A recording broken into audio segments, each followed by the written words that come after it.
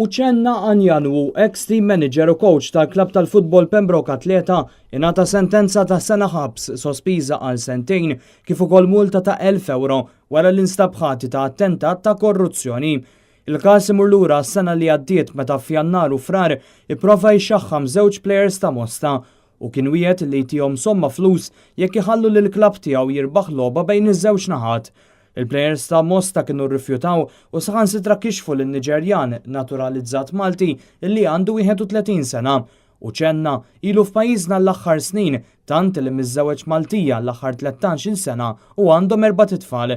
Konsegwenza tal-azzjonijiet ta' Uċenna, l-Assoċjazzjoni Maltija tal-Futbol kienet bdiet investigazzjoni immedjata li waslet biex Pembroke ingħataw sospensjoni ta' 5 snin mill-kompetizzjonijiet internazzjonali. Il-klabb il-immedjatament keċċa lil dan l-uffiċjal kienu tnaqsulu wkoll 10 punti li waslu biex eventwalment ġie relegat għall-ewwel diviżjoni. Kienu multati wkoll 5,000 euro.